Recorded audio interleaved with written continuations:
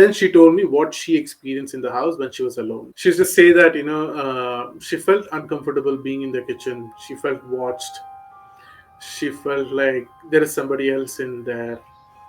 All these usual symptoms of a haunted place. So many bad omens happened in that house, but we neglected it. We decided to go in. I really don't feel good right now. This is not getting a Is anyone here? What did you find? You are listening to Supernatural Confessions. Good afternoon, good morning, good evening, everyone. My name is Vikas. I'm from Bengaluru, South India. I'm a Haja by profession, and apart from that, I'm a spiritual practitioner. I'm learning Vedic astrology and also meditation. That was all these things came about as part of a couple of life experiences that I've had so far, which provoked the interest in these subjects. That's also one of the reasons why I ended up watching this channel, and also I got in touch with Eugene for that reason. I have my parents, dad and mom. I have a younger brother. So we are a small family. We are based out of Bangalore city itself.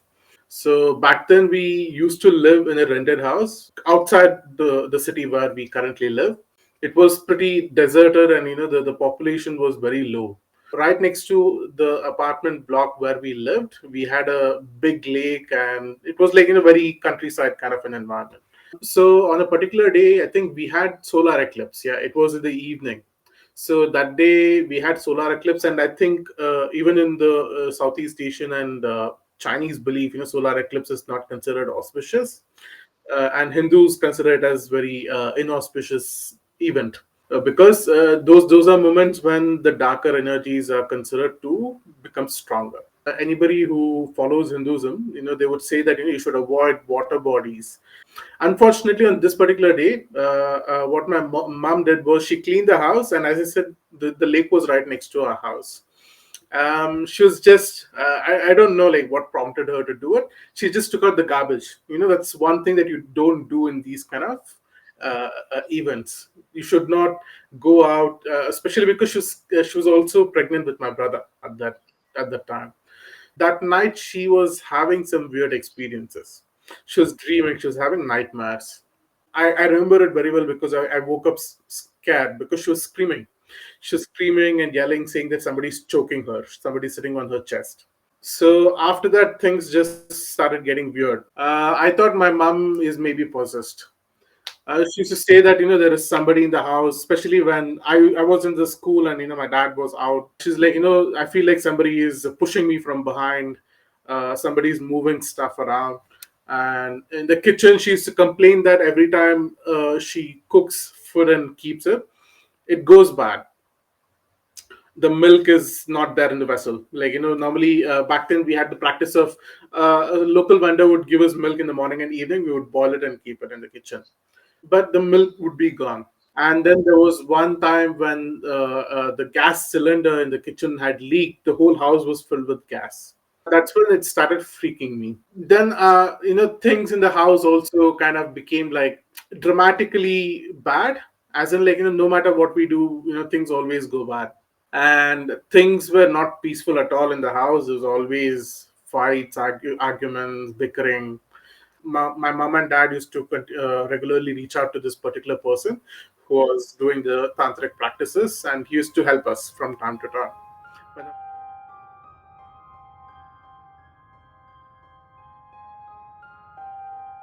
When we moved into this particular house, it was a very big house.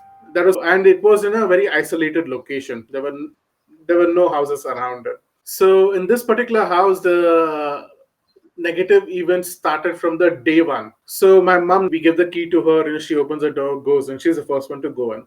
So I remember very clearly the house it was a very big door, big handle, brass handle, and a small key. She put in the key to open, and she was holding it like this. The thumb was on the handle. I'm giving these details because it is connected. She opened the door and she went in, and maybe a couple of seconds later, we walked behind her. And I was the last one to go in because I was, going around the house to check it out because it was so big. I was excited. And then when I came into the house, I saw there were drops of blood It was fresh because I accidentally stepped on one of the drops. Immediately called my father out and my mom, and I was like, no, there's blood. And then we looked at where the blood was going, and the trail went right behind my mom, and it was dripping from her thumb. And there was no cut. Guess where the blood was coming from? It was coming from underneath the nail. Like, for the blood to come from under the nail, something has to prick, right? Shouldn't feel anything. And the amount of blood that has to come out to, make those drops, it has to be quite significant. That itself was a very bad omen. It should not happen.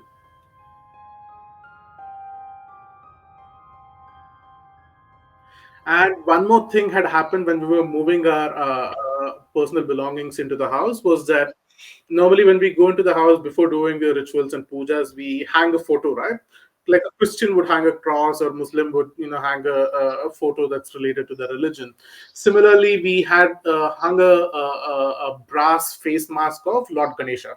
One of the laborers who was moving all the items, he damaged it. He touched it somehow and it fell off the wall and it broke. It is also considered a bad omen.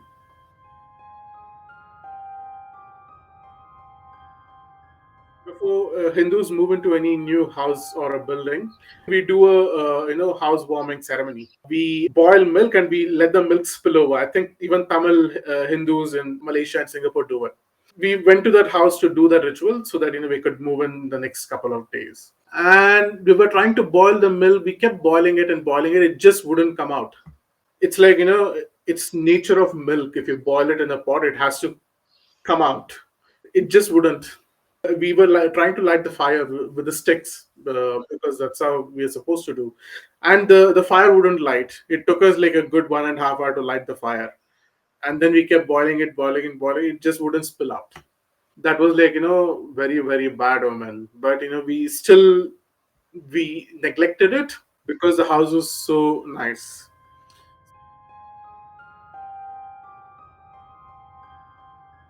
So then we moved into this house, and right after a month, my mom got ill all of a sudden, and she got so ill that she just couldn't walk. She couldn't stand up, which was very dramatic because I had never seen her being so weak. I thought she was going to die. We had to bring the doctor home because she couldn't get up. We couldn't take her to the hospital. I had mentally prepared that she was going to die. She's not going to live because she was vomiting blood. All these things were happening.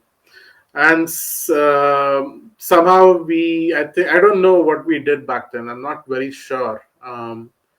She bounced back. She became all right.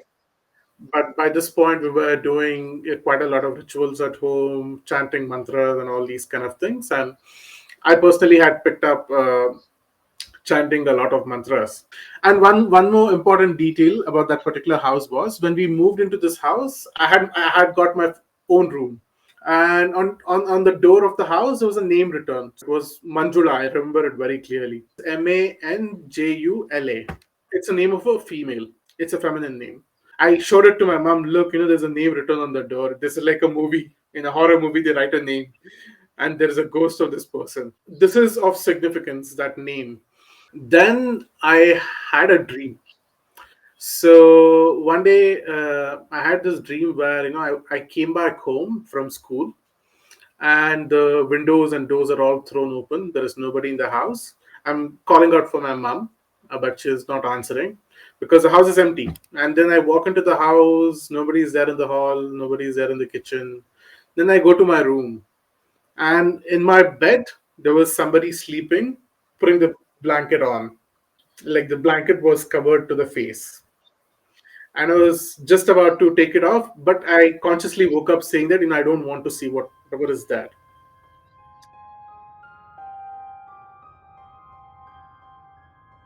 So a couple of them were asking her the question, like, how was your stay in the house? How did you feel? Did anything happen in that house? Did you feel anything weird, strange? So my mom at this point, she's like, you have to tell me, what is it? Why do people keep asking? So then this old lady and her daughter-in-law, they were like, we don't want to scare you. So apparently, when that house was being constructed, the daughter-in-law of the owner of the house and his grandson, who was a baby, a toddler. They both had died in the house when it was being constructed. How the sequence of event is that the toddler, when the construction was going on, the toddler had fallen into the underground water storage tank, and he had drowned. So the baby had drowned in the house. After that, the mom, that is the daughter-in-law, she went into depression and she burned herself. Like, she poured kerosene on her body and she lit herself on fire. And And guess what do her you? name was? Manjula. That's when they told my mom the story. And they said nobody who comes to that house stays for much long. Like, couple of people, they move in, they move out within a month or two. So the house was empty for almost a year or two before we moved in. Probably we were the longest occupants. So, and then my mom told them what all happened with us. Then they were like, you shouldn't have moved in. Those were all signs for you.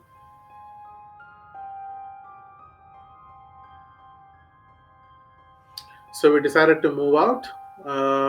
But we moved to a house which was not very far away, maybe around half a kilometer away. But whatever happened over there, I think it followed us. How do I correlate? It was because, remember that dream I told you of somebody sleeping in my bed with the bed sheet on? That exact same dream came back to me in a different house. It can't be that my mind was thinking of that previous house in the previous dream. No, it was a new house, my bed, and the same spot in my bed.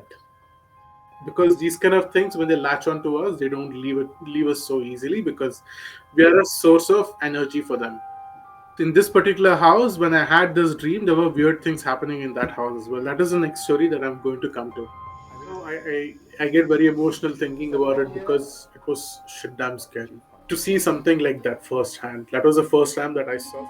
You are listening to Supernatural Confessions.